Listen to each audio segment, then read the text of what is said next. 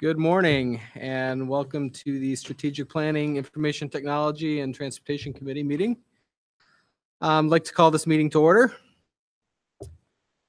Does everybody approve the agenda, and do I have a motion to approve? Motion. Motion to approve. Second.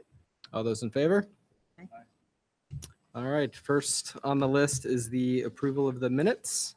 We have the October 19th, 2017 minutes and the February 22nd minutes. Do we have any revisions that need to be made?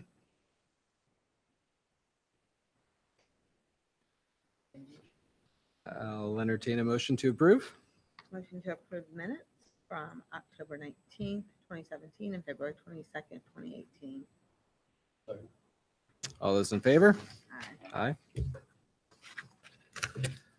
All right, and I would like to call Mr. Jay Parker up to review a technology contract. Hey, good morning.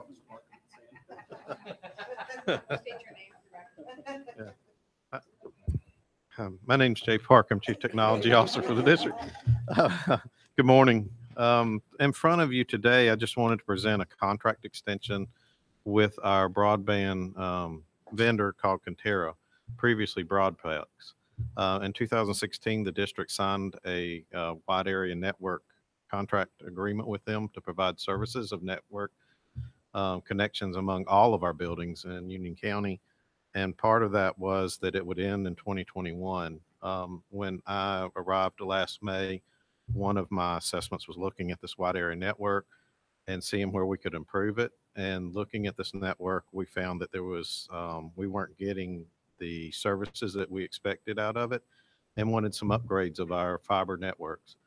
And we had some negotiations and some planning talks with the vendor. Very hard discussions.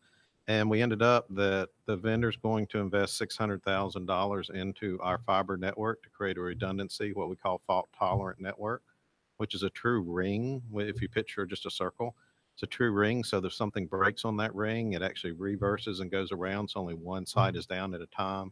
If you remember at the beginning of this year, we had difficulty at Sun Valley Complex right at the start of the school year, and we had 3 schools down for a day.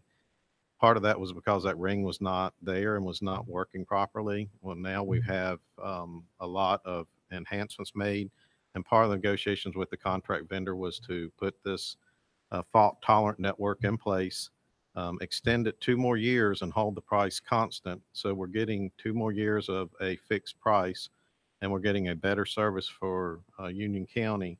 And it's now created an environment where if we do have a break, it's only down for one time. We only have one location down, and there's a service level agreement set up where we have repairs to fiber done within 120 minutes or reimbursement start. And in the past, we did not have a service level agreement. We didn't have the fault tolerant, and we were impacted if there was a break. So the vendor has agreed to put all services in place by July 1st. They would have it completely done. And this contract extension is just 2 years, going from June 21 to July 1st of 2023. Holds price constant with the SLA and the repairs.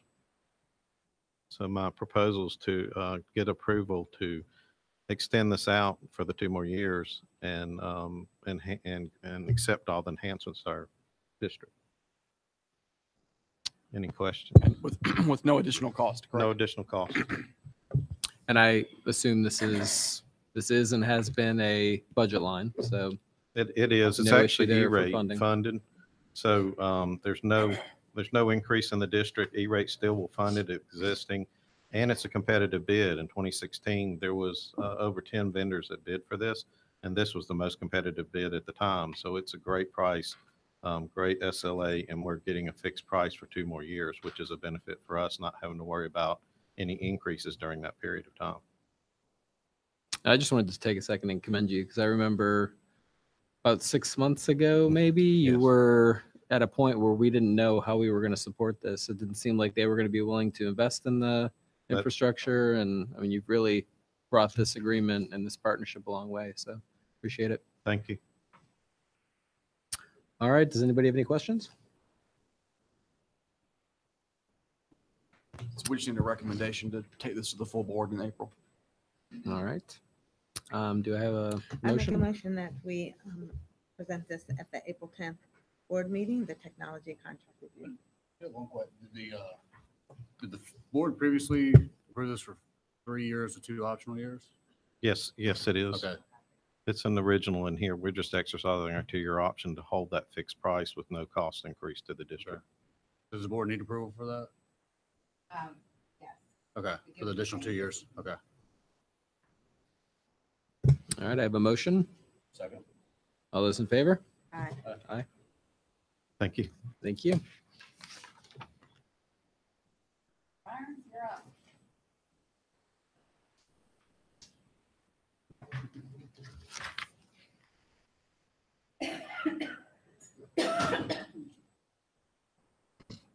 Morning.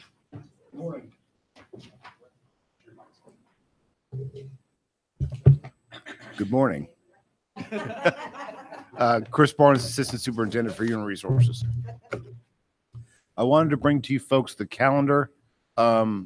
We have gone through a couple of revisions. We did our huge calendar committee in January and felt like it was successful.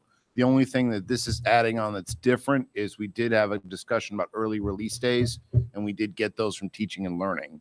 And I wanted to go over a little bit about why we think those are important. So you understand that there's a logic behind doing the early release days for the teachers and staff. Our teachers are required to get 8 CEUs every 5 years to renew their license, which translates to about 80 hours of instruction for them to continue their license from one cycle to the next. The state calendar law has really cranked down on the ability for us to do professional development because they limit the number of student days to a place where all of our PD has to happen either before the school year starts or after the school year ends.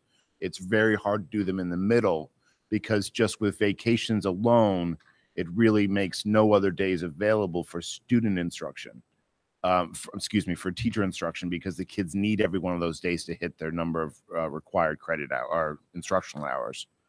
So with the fact that the district's looking at the gradual release of responsibility framework as our district initiative, and the state is required MTSS, the multi-tiered system of support, for us to implement that by 2020, we really need opportunities to get all the staff together to work on these specific initiatives. Now, as a principal, there was also a time that you wanted to bring your staff together for extended times to do those things at the school level that you guys are working on as a staff, either for your school improvement plan or things like that. And there's a cultural aspect to bringing your staff together in a team building sort of way. Now, when you look at the CEUs and the requirements for teachers to get that, they can get those CEUs on their own. They can do online work and they can do things like that. But when you think of Proverbs as iron sharpens iron, so one man sharpens another, there's a benefit to having collaborative instruction and collaborative work as well. So we really like having that aspect of those things together. And it's better for the staff and it's better for the instruction if they do that collaboratively. So we went to 5 days and we talked to teaching and learning about trying to do those 5 days, having any kind of district assessments or benchmarking, have those happen on those days. So it doesn't feel like a wasted day of instruction, which is one of the issues that we sometimes have. Just as a reminder, we've had, and I don't remember before I got here, but last year and this year have had 5 early release Correct. days. I also know that prior to the April 10th board meeting, hopefully we'll have results back from surveys that have been administered and sent to teachers asking for their feedback on the early release days. So that's coming. And we're not doing it in early college? Early college has a different schedule. So I'm not sure. I'll have to double check that, but I think that it may be because of the way the college schedule goes. Yeah. They're on the college's schedule.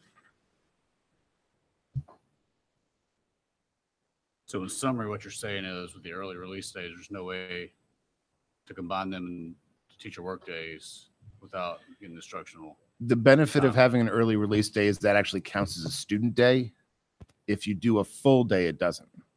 The buses roll, we feed the students. correct. That's counted as a school day.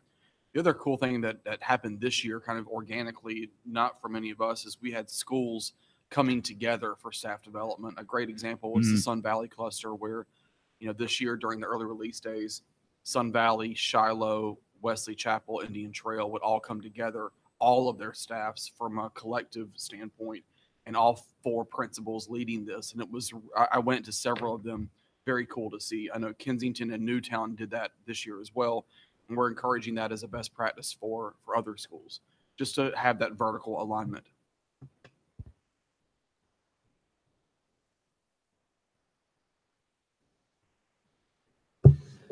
Melissa, question for you. When we were doing the calendar this year, was the fact that we were not doing early release days factored into that from like in the amount of days shortened because of that, or no? Okay. And I guess to your point, we are, because it's counted as a school day for the children, we're good, right? Yeah. And even though we've moved away from counting actual days of instruction to using hours of instruction, so, but when we can, but there still has a limit of how much you can do that.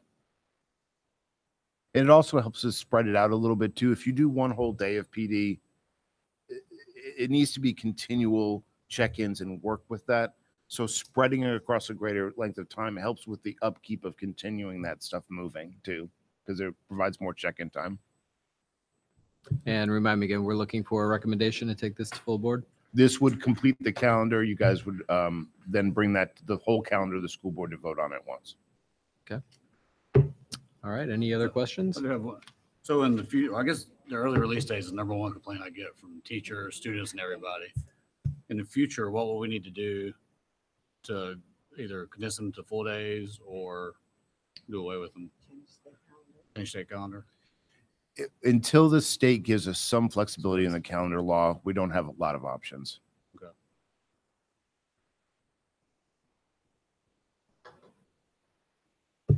Any other questions? Good. I'll entertain a motion to recommend that or to complete the calendar and take this to full board for approval. So moved. Second. All those in favor? Aye. Aye. Thank you. Have a good day. Thank you. All right, next on the agenda,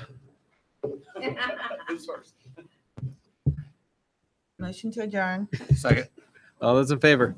Aye. Aye. Thanks, everyone.